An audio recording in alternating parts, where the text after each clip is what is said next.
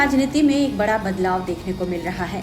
Nitish Kumar CM की कुर्सी छोड़ने जा रहे हैं और वह राज्यसभा सदस्य बनेंगे। राज्यसभा सदस्य बनने के लिए नीतीश कुमार ने अपना नामांकन भी दाखिल कर लिया है। बिहार के सीएम नीतीश कुमार आज विधानसभा पहुंचे और राज्यसभा कैंडिडेट के लिए उन्होंने नामांकन किया। सीएम के साथ बीजेपी अध्यक्ष नितिन नवीन, उपेंद्र कुशवाहा और शिवेश कुमार ने भी नामांकन दाखिल किया। इस दौरान केंद्रीय गृह मंत्री अमित शाह भी मौजूद रहे। नामांकन से पहले नीतीश कुमार ने एक्स पर अपने पोस्ट में लिखा, संसदीय जीवन शुरू करने के समय से ही मेरे मन में एक इच्छा थी कि मैं बिहार विधानमंडल के दोनों सदनों के साथ संसद के दोनों सदनों का भी सदस्य बनूं। इसी क्रम में इस बार हो रहे चुनाव में मैं राज्यसभा का सदस्य बनना चाह रहा हूं। बिहार की नई सरकार को मेरा सपोर्ट रहेगा। नीतीश के इस ऐलान के बाद जहां एक तरफ जेडीयू के कार्यकर्ता भड़के हुए हैं, वहीं तेजस्वी यादव ने भी बीजेपी पर हमला बोल दिया है। उन्होंने कहा कि बिहार में महाराष्ट्र मॉडल बीजेपी ने लागू किया है। बीजेपी ने नीतीश कुमार को इतना टॉर्चर किया कि उन्हें इस्तीफा देना पड़ रहा। देखिए, सब लोग जानते हैं कि बिहार का चुनाव जो है, एनडीए ने ये नारा दिया था कि 2025 से 30 फिर से नीतीश। और जिस तरह से चुनाव हुआ, बीजेपी के घटक दल भी सब लोग जानते हैं, एनडीए के सभी घटक दल, कि किस हिसाब से तंत्र मंत्र पूरा सिस्टम लगा करके चुनाव हुआ। और उस समय भी हम चुनाव में भी घूम करके कहते थे कि नीतीश जी को भाजपा के लोग जो है हाईजैक कर रखे हैं और इनको दोबारा कुर्सी पे बैठने नहीं देंगे। और हम ये भी कहते थे कि महाराष्ट्र जैसा जो है रिफाइंड तरीके से बिहार में इस चीज़ को लागू किया जाएगा। और हमने कई बार भी कहा कि 6 महीने से ज़्यादा इनको कुर्सी पे नहीं बैठने देंगे। भाजपा जिसके साथ भी रही है उसको बर्बाद करने का काम किया है। और भाजपा तो आप जान रहे हैं कि ओबीसी, दलित, आदिवासी विरोधी पार्टी है। वो नहीं चाहते हैं कि भाई बिहार में ऐसा नेता रहे जो ओबीसी और एससी एसटी की बात करता रहे। वो लोग तो चाहते हैं कोई ऐसा मुख्यमंत्री हो जो रबर स्टैम्प जो है वो मुख्यमंत्री बने। और ये जो सत्ता परिवर्तन जो हो रहा है, ये जन भावनाओं के खिलाफ है। यानी जनता में जो है नाराज़गी है, लोग जो है बीजेपी के असली चाल चरित्र को जान रहे हैं। हम नीतीश जी के साथ भी काम किए हैं पहले भी, लेकिन ज़्यादातर विपक्ष में हम रहे हैं।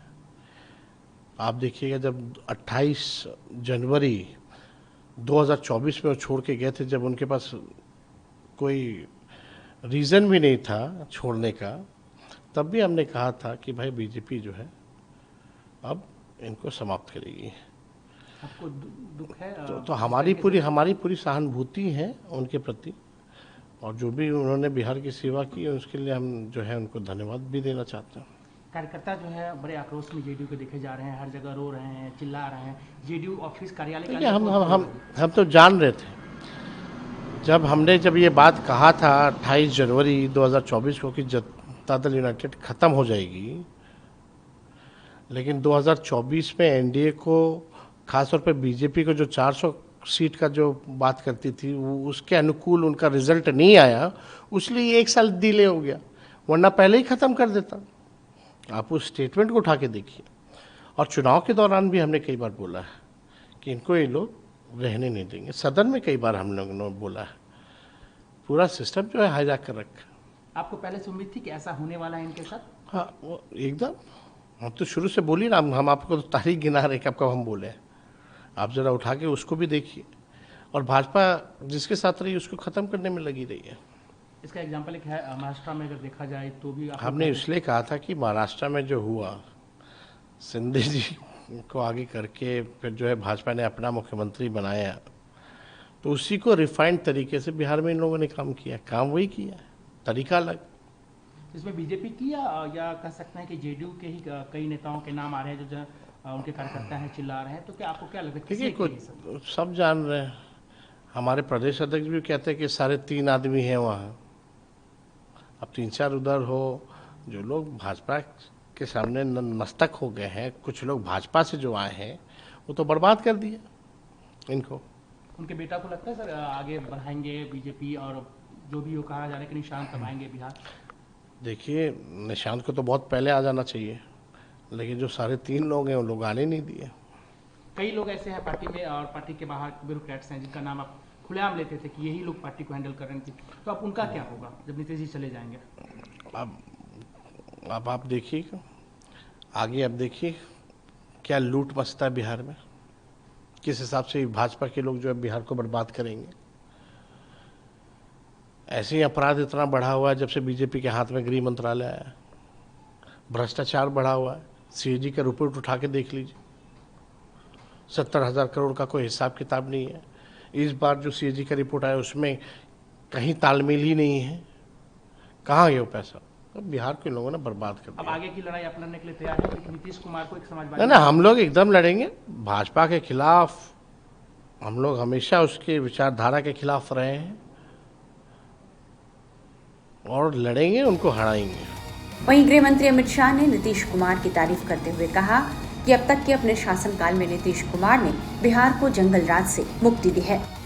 आज मैं पटना में श्री नितिन नवीन जी, राष्ट्रीय अध्यक्ष भाजपा, श्री नीतीश कुमार जी, बिहार के यशस्वी मुख्यमंत्री श्री रामनाथ ठाकुर जी, श्री उपेंद्र कुशवाहा जी और श्री शिवेश राम जी के राज्यसभा के नामांकन के लिए यहां पर आया हूं। श्री नितिन नवीन जी राज्य में लंबे समय तक यशस्वी राजनीति करने के बाद भाजपा के राष्ट्रीय अध्यक्ष बने हैं और अब वो राज्यसभा के माध्यम से संसद में भी अपना योगदान देंगे। हम सब एनडीए के सदस्य, भाजपा के करोड़ों कार्यकर्ता नितिन नवीन जी का राष्ट्रीय राजनीति में और संसद में स्वागत करते हैं। आज बिहार के यशस्वी मुख्यमंत्री श्री नीतीश कुमार जी ने भी राज्यसभा में अपना नामांकन किया है। इसके साथ ही बहुत लंबे अरसे के बाद श्री नीतीश कुमार जी फिर से एक बार राष्ट्रीय राजनीति में राज्यसभा सांसद के नाते प्रवेश करेंगे। 2005 से लेकर आज तक नीतीश कुमार जी बिहार के मुख्यमंत्री रहे। उनका एक कार्यकाल एक प्रकार से बहुत यशस्वी रहा।